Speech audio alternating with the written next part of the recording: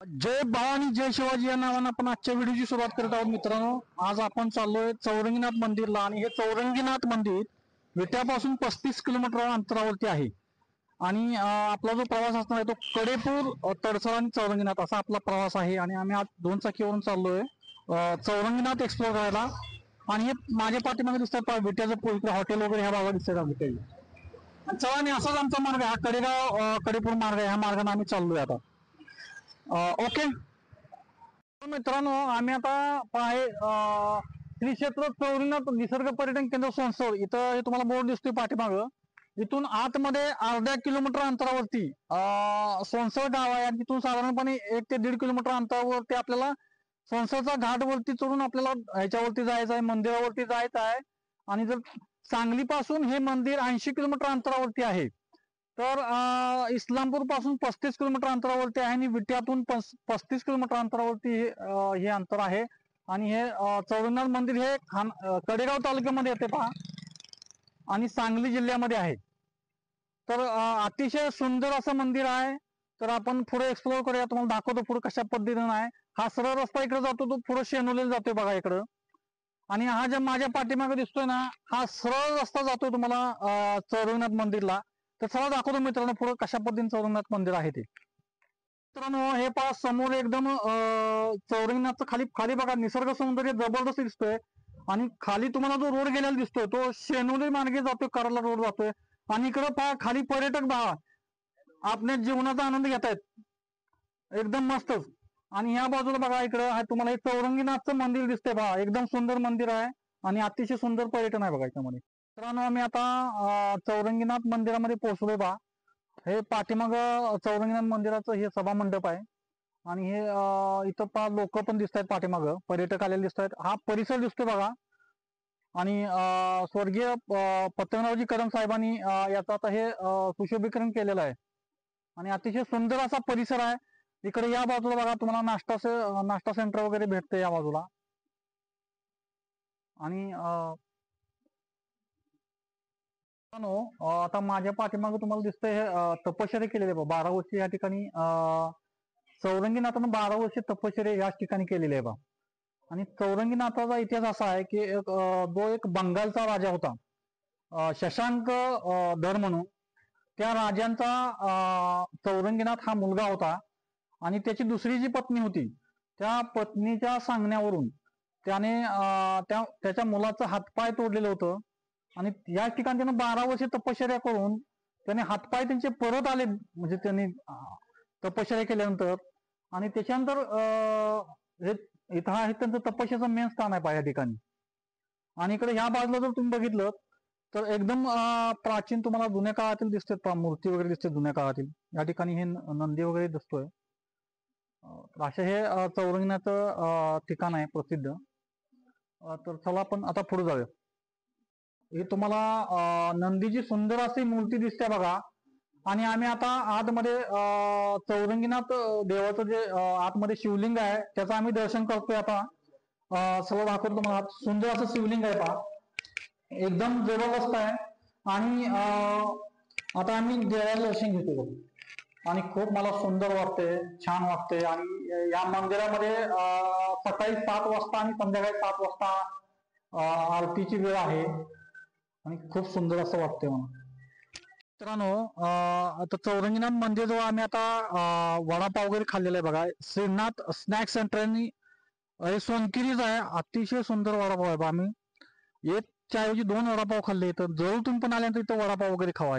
इथं बाजूला चौरंगीनाथ नाश्ता सेंटर आहे. आणि हे तुमचं वडापाव इथं अतिशय सुंदर बनला होता बघा, जबरदस्त आहे. तुम्ही पण खावा. इथं लोक लांबून इथं वडापाव खाण्यासाठी येतात बघा. अगदी एकदम जबरदस्त लागला वडापावची क्वालिटी. चौरंगीनाथाचं दर्शन करून गेल्यानंतर जवळ अंतरावरती इथं बिरोबाचं मंदिर आहे. विठ्ठल बिरोबा मंदिर आहे. शेरे असं या शेरेगावचं मंदिर आहे. आणि या मंदिराचा इतिहास सांगतात बघा देशमुख पूजेचा. हे आरवाडीचे बिरोबा आहेत. आरवाडीतनं आले होते. धनगराच्या समाजातला माणूस त्यांच्याबरोबर येत होता. मग ते आता थकला म्हातारा म्हणल्यानं तो म्हणला, देवा आता मी संपलं म्हणलं, मी काही येणार नाही. तर देवानं त्याला सांगितलं की तू पुढे बघून जा, मी तुझ्या पाठीमागणं येतो. मग इथंच उजव्या हाताला मोठा दगड आहे, त्याच्यावरती धनगर समाजाचा माणूस बसला. म्हटला कुठं विटा आणि कुठं आरवाडी, मी इथंच बसतो. मग ते इथंच विठ्ठल थांबलेत, बिरोबा थांबलेत. मग विठ्ठल त्यांना हुडकत हुडकत आले, तर ह्या ठिकाणी पाठीमाग थांबले ती. त्यांना म्हणे घरी चला, तर ती म्हणले नाही, मी शहरेच्या माणसाला वचन दिलेलं आहे, मी इथंच थांबणार. म्हणून ते इथंच थांबलेले आहेत. ही पाठीमाग मंदिर आहे बघायला.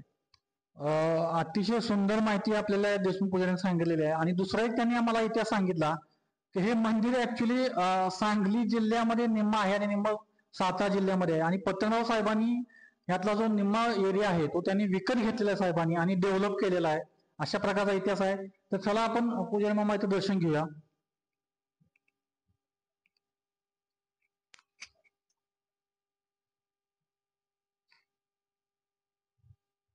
इथून जे आहे हा सांगली जिल्हा आहे, इथून इकडं, आणि इथून इकडं सातारा जिल्हा आहे. देव सातारा जिल्ह्यात थांबली ती, आणि पाया पडायचाही सांगली जिल्ह्यात. सोनसळ गाव आहे पतंगराव कदमांचं, त्यांनी हे डेव्हलप केलेलं आहे. अतिशय छान आणि सुंदर माहिती यांनी सांगितलेली आहे. हे पाठीमागे बा चौरंगनाथ मंदिराचा सभा मंडप आहे. अतिशय भव्य आणि सुंदर आहे. दिवंगत मंत्री डॉक्टर श्री पतंगरावजी कदम साहेबांनी बांधलेलं आहे पहा. आणि या ठिकाणचा पूर्ण सगळे हे विटा वगैरे त्यांनी सगळे बसवले, ब्लॉकिंग वगैरे, आणि पूर्णपणे याचं सगळं डेव्हलपमेंट केलेलं आहे साहेबांनी. तर आता माझ्या समोर आहेत हे देशमुख पुजारी, आणि तर आपल्याला ह्या चौरंगी मंदिर संदर्भात माहिती सांगणार आहेत बघा. हॅलो, इथं कसं आहे, कौंडण्यपूरचा राजा होता, त्यांचा मुलगा 15-16 वर्षाचा झाल्यानंतर त्यांची आई मरण पावली. मग राजानं दुसरं लग्न केलं. मग राजानं दुसरं लग्न केल्यानंतर तिच्या मनात काळपत आलं की आपण राजासंग लग्न न करता ह्या मुलासंग केलं असतं तर काय झालं असतं. म्हणून त्या मुलाला आत बोलवून घेतलं, म्हणजे तुझ्या संग मी प्रेम करणार आहे. तर तो म्हणला नाही, कसली जरी असली तर माझी आई आहे. म्हणून त्यानं हाताला झणकारून बाहेर निघून गेला. राजा शिकारीसनं आला. शिकारीसनं आल्यानंतर पुन्हा माहिती झालं राणी का वावळाय ना. मग ती राजाला सांगितलं उलट तिनं की असं असं. मग कृष्णाधर म्हणून जे मूळचं नाव होतं कृष्णाधर, मग त्याला ती बोलवून घेतला. अरे म्हणजे काय केलंशी, म्हणून मग ते 2 तस्कर बोलवली आणि त्याचे चौरंगावर बसवून हातपाय तोडले आणि चौकामध्ये टाकले. मग तिथं फिरत फिरत फिरत मच्छिंद्रनाथ आणि गोरक्षनाथ गेले. म्हणले अलक निरंजन आम्हाला दान द्या. अरे म्हणले काय पाहिजे सांगा, हा कौंडण्यपूरचा राजा आहे मी, तुम्हाला काय पाहिजे. काय नको म्हणजे, तुम्ही ज्या मुलाचा हातपाय तोडली ती तो मुलगा आम्हाला द्या. अरे जावा घेऊन म्हणली त्याला. मग ते एक दंड घातलं मच्छिंद्रनाथाच्या ह्याच्यात, हातपाय घातले, आणि एक घातले गोरक्षनाथाच्या जुळीत, आणि ते घेऊन आले. वीरभद्रा नदीवर आले, त्याचे हातपाय धुतले आणि झाडपाला लावलं ना, ते पाय जखमा बऱ्या झाल्या. आणि मग फिरत फिरत फिरत तिथे चौरंगीनाथापाशी आले. हा गिरणाधर पर्वत मूळचा. मग इथं आल्यानंतर तिने गुहा काढली आणि एक शिळा ठेवली वर, आणि सांगितलं इथं तपश्चर्या करीत बस, आम्ही तुझ्या भेटीला येतो. मग इथं समोरच 12 वर्ष तिने इथं तपश्चर्या केलेली. हा तपसाधना म्हणून लिहिलेला आहे समोर इथं. आणि मग त्यातून फिरत तेच आहेत. अतिशय देशमुख साहेबांनी अतिशय सुंदर माहिती सांगितलेली आहे की 12 वर्ष तपश्चर्या केल्यानंतर त्यांना हातपाय त्यांचे म्हणजे परत यायला ना 12 वर्ष तपश्चर्या करावी लागली, आणि त्याच्यानंतर ते म्हणजे पुन्हा आता भ्रमण करतात असे बोलले ते पुजारी मामा.